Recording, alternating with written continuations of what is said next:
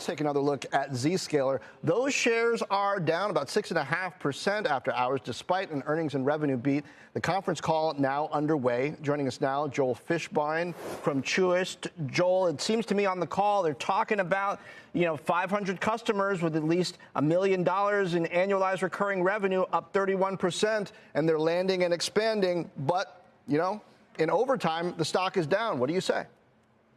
I think two things. Number one, profit taking, right? Stock's been up 80% over the past year, up 30% over the past couple of months. And I think just people are digesting.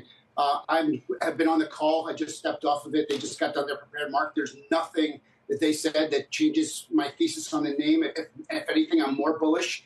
And with our $260 price target. So we're buyers on any weakness. Okay, but if you don't have that much yet and the NASDAQ is hitting new highs, what do you have to believe about what Zscaler can accomplish from here? How long do you have to be willing to hold on to this stock to see gains from these heights?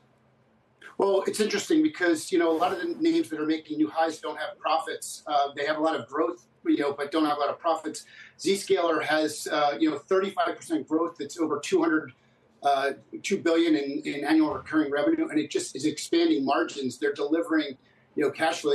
They grew their operating margin 700 basis points year over year. I mean, this is pretty unprecedented for a company this size. And what we see with a company that has a big market as these guys do in cloud security, et cetera, that these guys go from being a mid-cap company to a large-cap company over the next 5 years. So we think this will continue to rise higher.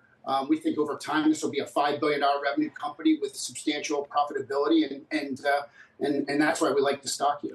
As that plays out, though, I expect investors are going to compare it to CrowdStrike, to Palo Alto Networks, which is trying to make inroads into endpoint security even now. How is it going to compare to those?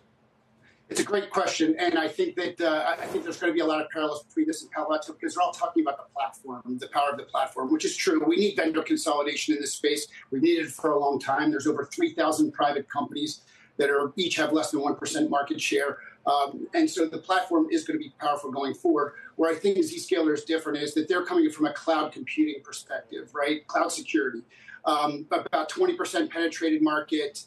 It's greenfield. They're in a pole position there. Palo Alto Networks, as you know, has been around for a long time selling network-based firewalls.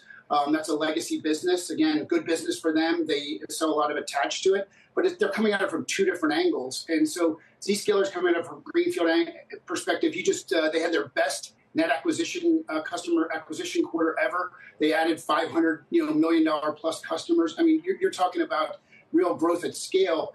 Whereas Palo Alto, I think, is running out a little bit of steam in their core markets, and they're having to go broader inside their install base to get the growth that they need to hit their numbers. So really talking apples to oranges in terms of looking at it. But I guess Zscaler is getting grouped into that group altogether.